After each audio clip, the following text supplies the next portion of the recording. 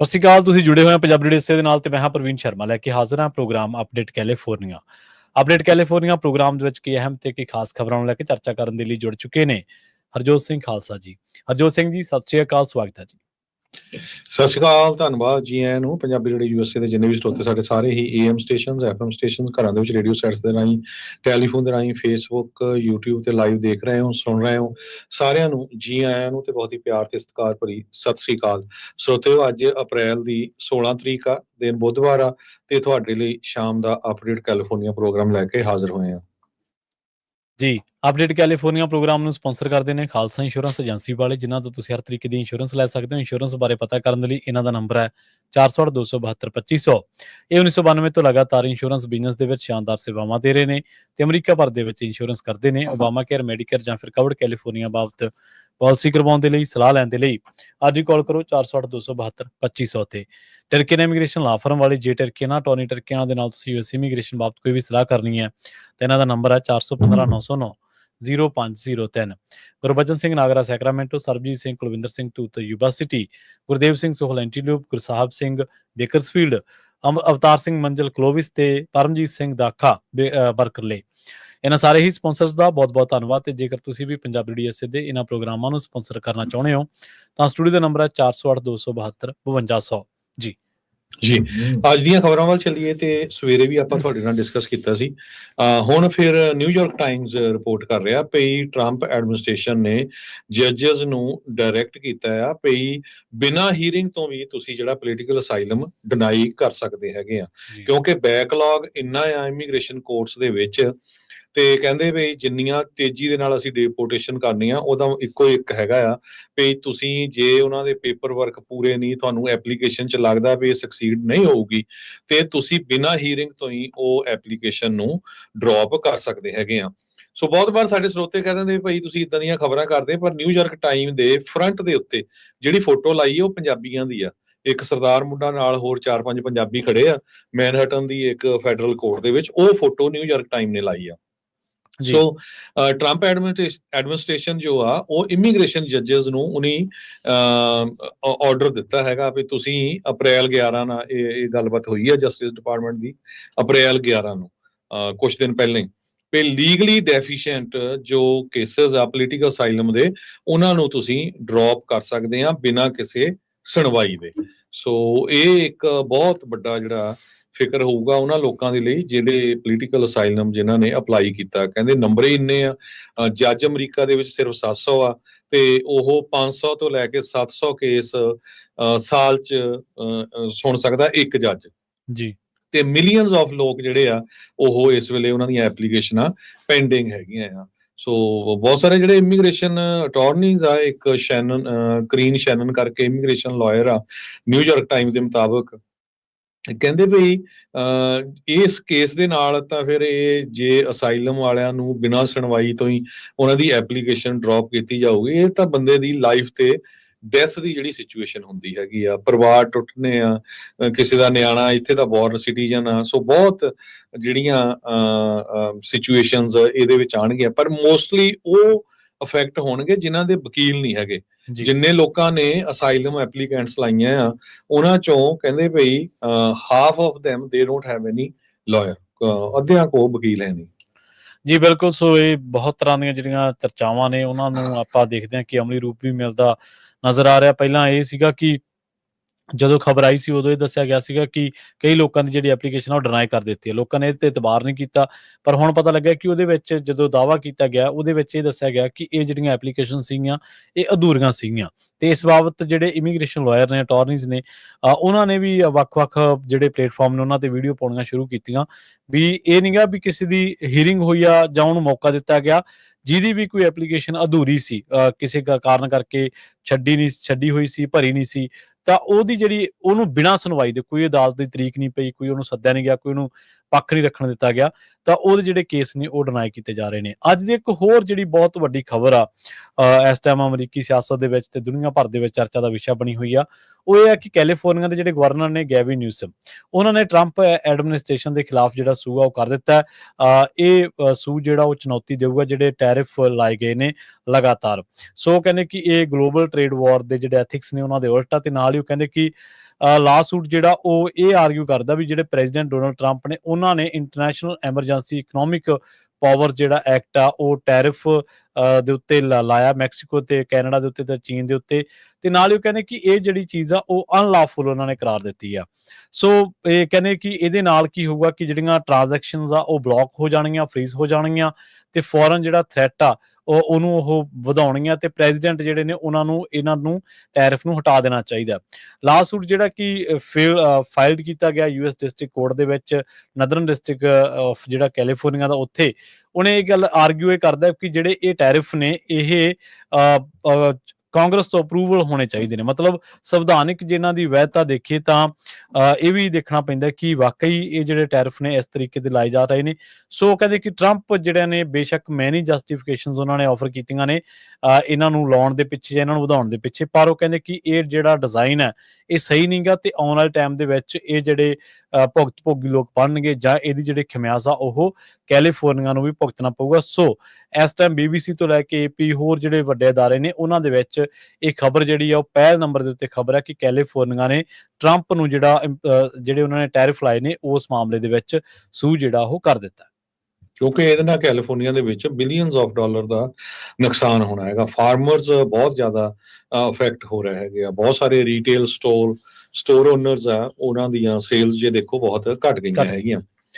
ਕਹਿੰਦੇ ਵੀ international emergency economic power act use ਕੀਤਾ ਹੈ ਟਰੰਪ ਹੋਣਾ ਨੇ।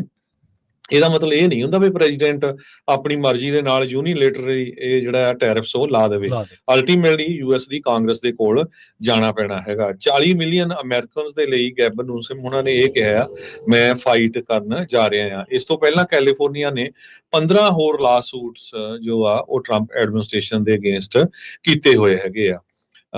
ਕੈਲੀਫੋਰਨੀਆ ਦੇ ਸੈਂਟਰਲ ਵੈਲੀ ਦੇ ਵਿੱਚ ਜਿਹੜੇ ਫਾਰਮਰਸ ਆ ਉਹ ਬਹੁਤ ਫਿਕਰਮੰਦ ਹੈਗੇ। ਕਹਿੰਦੇ ਭਈ ਕਈਆਂ ਨੇ ਔਰੰਜਸ ਤੋੜਨੇ ਆ, ਹੋਰ ਖੇਤਾਂ ਦੇ ਵਿੱਚ ਜਿਹੜੇ ਵਰਕਰਸ ਆ ਉਹ ਲੱਭ ਨਹੀਂ ਰਹੇ ਹੈਗੇ। ਸੋ ਕੈਲੀਫੋਰਨੀਆ ਜੋ ਜਿਸ ਤਰ੍ਹਾਂ ਉਹਨਾਂ ਨੇ ਲਾ ਸੂਟ ਫਾਈਲ ਕੀਤਾ ਆ, ਆਲਰੇਡੀ ਕੈਲੀਫੋਰਨੀਆ ਨੇ 15 ਲਾ ਸੂਟ ਫਾਈਲ ਕੀਤੇ ਹੋਏ ਹੈਗੇ ਆ।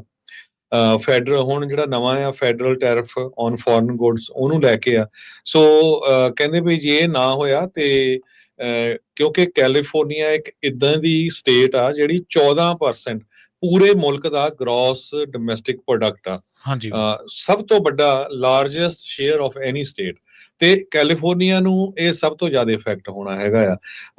ਕੈਲੀਫੋਰਨੀਆ ਦੇ ਉੱਤੇ ਅਸਰ ਸਭ ਤੋਂ ਜ਼ਿਆਦਾ ਪਊਗਾ। California farm bureau president Shanan ਦੋਗਲਸ ਉਹਨਾਂ ਨੇ ਸਟੇਟਮੈਂਟ ਜਾਰੀ ਕੀਤੀ ਹੈਗੀ ਆ। ਕਹਿੰਦੇ ਭਈ ਇਹ ਜੋ ਕੁਝ ਵਾਪਰ ਰਿਹਾ ਆ ਇਹਦੇ ਨਾਲ ਜੋ ਫਾਰਮਰਸ ਆ ਉਹਨਾਂ ਦੇ ਉੱਤੇ ਬਹੁਤ ਵੱਡਾ ਅਸਰ ਪਊਗਾ। ਕੈਲੀਫੋਰਨੀਆ ਦੇ ਅਟਾਰਨੀ ਜਨਰਲ ਕਹਿੰਦੇ ਆ ਵੀ ਇੱਕ ਪਰਿਵਾਰ ਦੇ ਉੱਤੇ $2100 ਦਾ ਜਿਹੜਾ ਖਰਚਾ ਆ ਉਹ ਵੱਧ ਹੋਊਗਾ ਇਹ ਟੈਰਿਫ ਲੱਗਣ ਦੇ ਨਾਲ। ਜੀ, ਤੇ ਜਿਵੇਂ ਤੁਸੀਂ ਸ਼ੁਰੂ ਦੇ ਵਿੱਚ ਗੱਲ ਕੀਤੀ ਸੀ ਇਮੀਗ੍ਰੇਸ਼ਨ ਦੀਆਂ ਨਿਊਜ਼ ਦੇ ਬਾਰੇ, ਤਾਂ ਅੱਜ ਇੱਕ ਹੋਰ ਜਿਹੜੀ ਖਬਰ ਆ ਰਹੀ ਆ ਸਟੂਡੈਂਟਸ ਦੇ ਨਾਲ ਜੁੜੀ ਹੋਈ ਆ। ਟਰੰਪ ਐਡਮਿਨਿਸਟ੍ਰੇਸ਼ਨ ਜਿਹੜੀ ਆ ਇਹਨੇ ਸੈਂਕੜੇ ਜਿਹੜੇ ਸਟੂਡੈਂਟ ਵੀਜ਼ੇ ਨੇ ਅਕ੍ਰੋਸ ਦੀ ਨੇਸ਼ਨ ਪੂਰੇ ਅਮਰੀਕਾ ਭਰ ਦੇ ਵਿੱਚ ਉਹਨਾਂ ਨੂੰ ਰਿਵੋਕ ਕਰ ਦਿੱਤਾ, ਤੇ ਜਿਹਦੇ ਨਾਲ ਆਲਰੇਡੀ ਆਪਾਂ ਦੇਖਿਆ ਸੀਗਾ ਕਿ ਕਾਲਜਸ ਤੇ ਯੂਨੀਵਰਸਿਟੀ ਜਿਹੜੀਆਂ ਨੇ ਉਹਨਾਂ ਨੇ ਇਹਦੇ ਬਾਰੇ ਪੋਸਟਿੰਗਾਂ ਵੀ ਕਰਨੀਆਂ ਸ਼ੁਰੂ ਕਰ ਦਿੱਤੀਆਂ ਸੀਗੀਆਂ।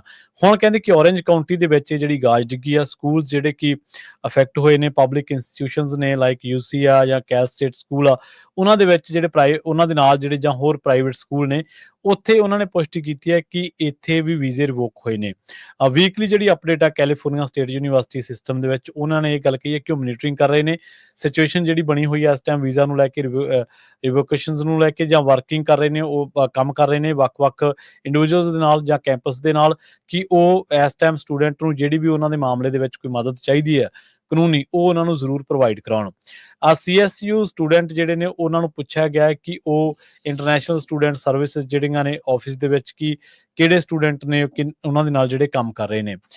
ਇਹ ਵੀ ਦੱਸਿਆ ਗਿਆ ਕੈਲੀਫੋਰਨੀਆ ਸਟੇਟ ਯੂਨੀਵਰਸਿਟੀ ਦੇ ਸਿਸਟਮ ਦੇ ਵਿੱਚੋਂ ਕਿ ਬਹੁਤ ਸਾਰੇ ਸਟੂਡੈਂਟ ਨੇ ਜਿਨ੍ਹਾਂ ਨੂੰ ਪਹਿਲਾਂ ਪਿਛਲੇ ਹਫ਼ਤੇ ਐਕਟਿਵ ਦੇਖਿਆ ਗਿਆ ਸੀ, ਪਰ ਹੁਣ ਉਹਨਾਂ ਦੀ ਕੋਈ ਸਰਗਰਮੀ ਜਿਹੜੀ ਉਹ ਨਜ਼ਰ ਨਹੀਂ ਆਈ।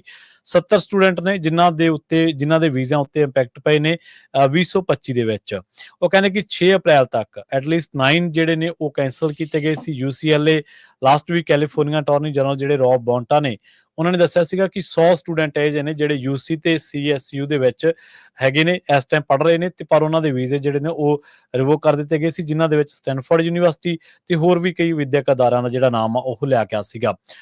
ਇਹਦੇ ਨਾਲ ਇਹ ਵੀ ਦੱਸਿਆ ਗਿਆ ਕਿ ਇਹ ਜਿਹੜਾ ਹੁਣ ਵੀਜ਼ੇ ਰਿਵੋਕ ਕੀਤੇ ਗਏ ਨੇ, ਬਹੁਤ ਸਾਰੇ ਸਟੂਡੈਂਟ ਨੇ ਜਿਨ੍ਹਾਂ ਨੂੰ ਹੁਣ ਉਸ ਤੋਂ ਬਾਅਦ ਇਮੀਡੀਏਟਲੀ ਤਰੀਕੇ ਦੇ ਨਾਲ ਜਿਹੜਾ ਦੇਸ਼ ਆ ਉਹ ਛੱਡਣਾ ਪਿਆ। ਫੁਲਟਨ ਸਟੂਡੈਂਟ ਆ ਜਿਹੜੇ 4 ਦੱਸੇ ਗਏ ਨੇ, 4 ਦੱਸੇ ਗਏ ਨੇ।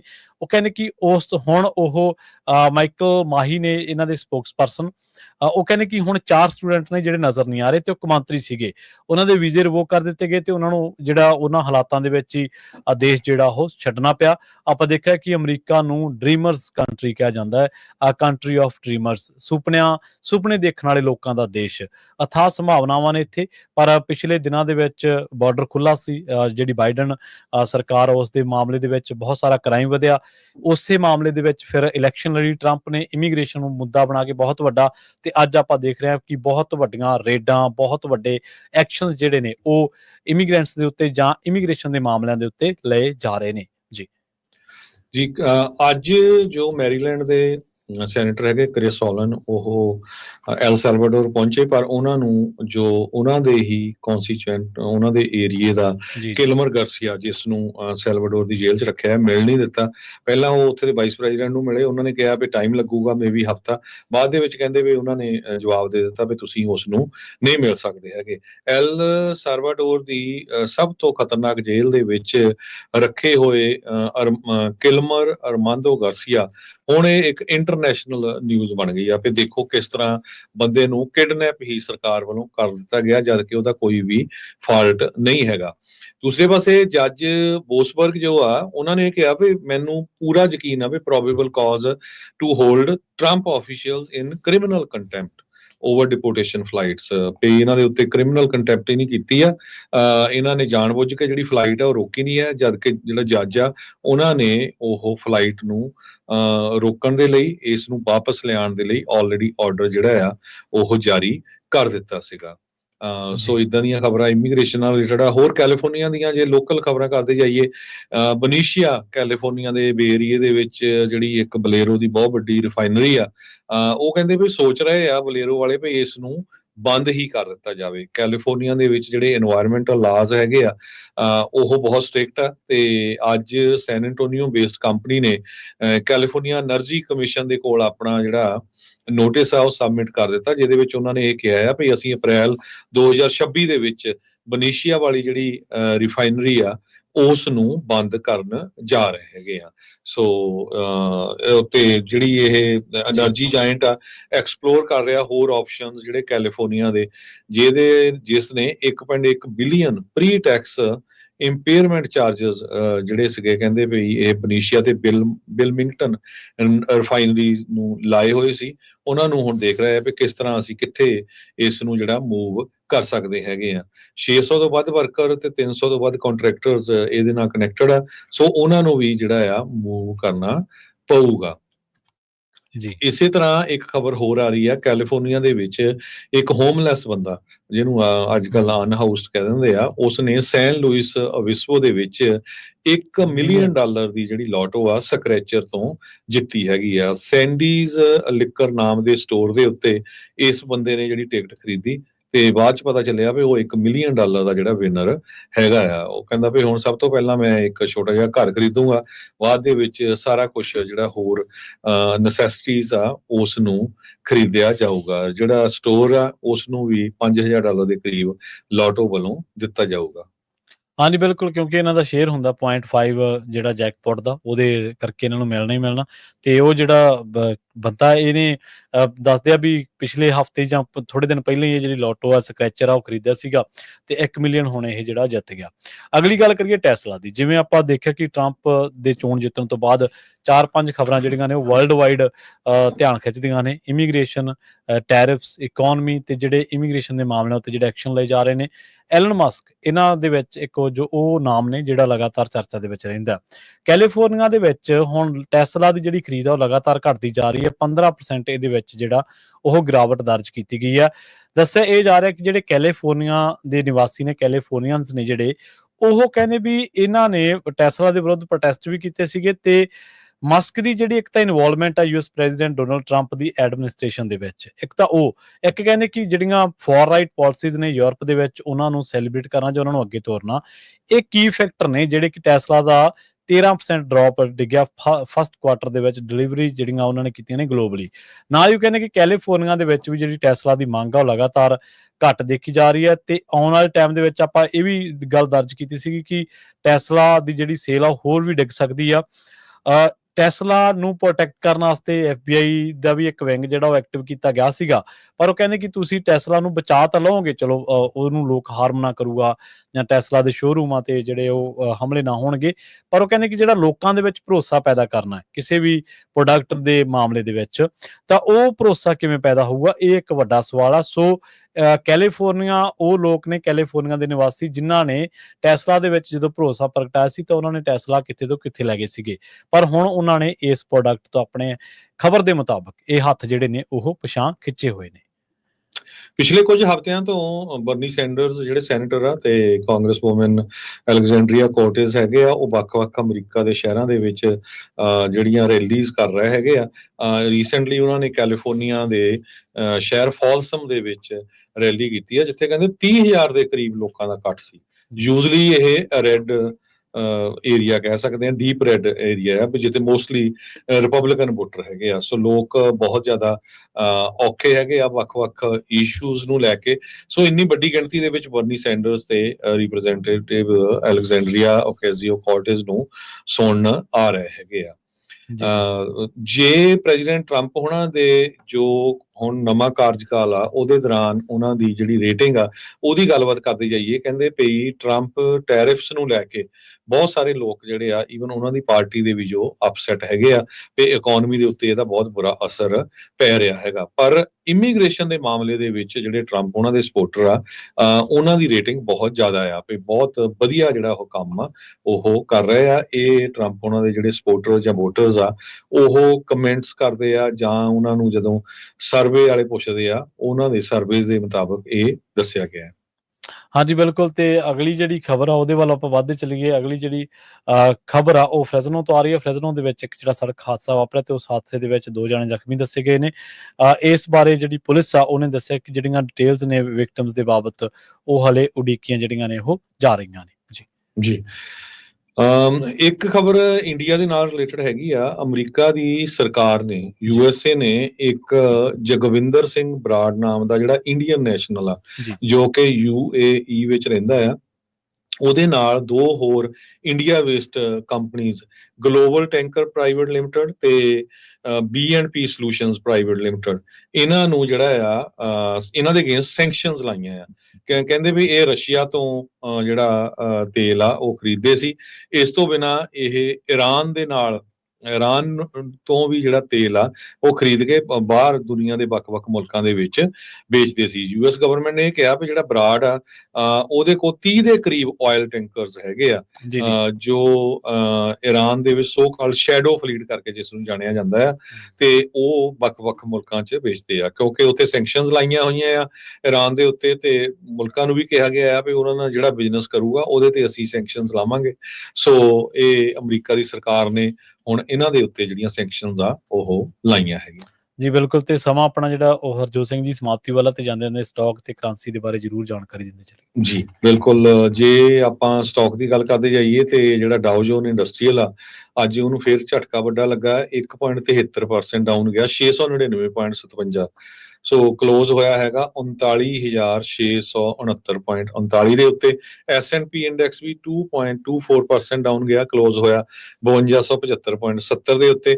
ਨੈਸਡੈਕ ਵੀ ਜਿਹੜਾ ਆ ਉਹ ਡਾਊਨ ਗਿਆ 3.07%, ਜਾਨੀ ਕਿ 516.01 ਤੇ ਕਲੋਜ਼ ਹੋਇਆ 16,307.16 ਤੇ। ਜੀ, ਜੀ, ਬਿਲਕੁਲ। ਤੇ ਜਾਂਦੇ-ਜਾਂਦੇ ਇੱਕ ਜਿਹੜੀ ਗੱਲ ਆ ਉਹ ਜ਼ਰੂਰ ਐਡ ਕਰਦੇ ਚੱਲੀਏ। ਕੈਲੀਫੋਰਨੀਆ ਦੇ ਜਿਹੜੇ ਗਵਰਨਰ ਨਿਊਸਮ ਜਿਨ੍ਹਾਂ ਦੇ ਬਾਰੇ ਆਪਾਂ ਪਹਿਲੀ ਖਬਰ ਕੀਤੀ ਸੀਗੀ ਕਿ ਉਹਨਾਂ ਨੇ ਸੂਟ ਠੋਕਿਆ।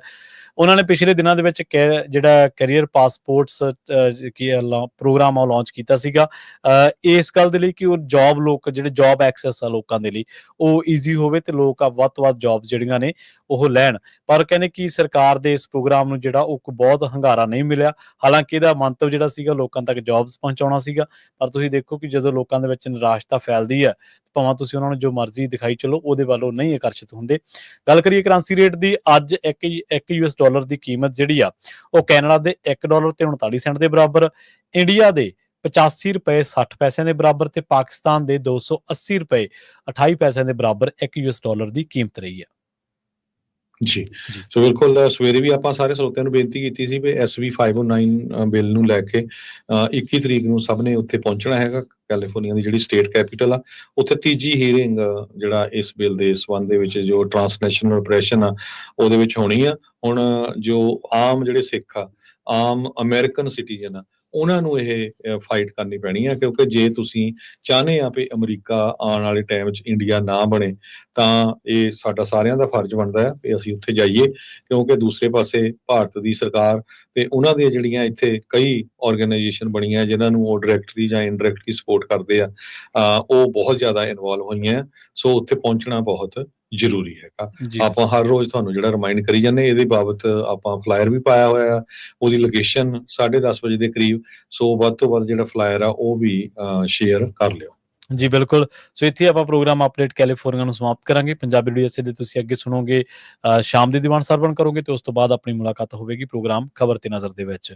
ਬਹੁਤ-ਬਹੁਤ ਧੰਨਵਾਦ ਤੁਹਾਡਾ ਸਾਰਿਆਂ ਦਾ। ਜੁੜੇ ਰਹੋ ਪੰਜਾਬੀ USA ਦੇ ਨਾਲ। ਤੁਹਾਨੂੰ ਸਾਰਿਆਂ ਨੂੰ ਪਿਆਰ, ਸਤਿਕਾਰ, ਸਹਿਤ। ਸਤਿ ਸ਼੍ਰੀ ਸਤਿ ਅਕਾਲ। ਸ੍ਰੀ ਅਕਾਲ।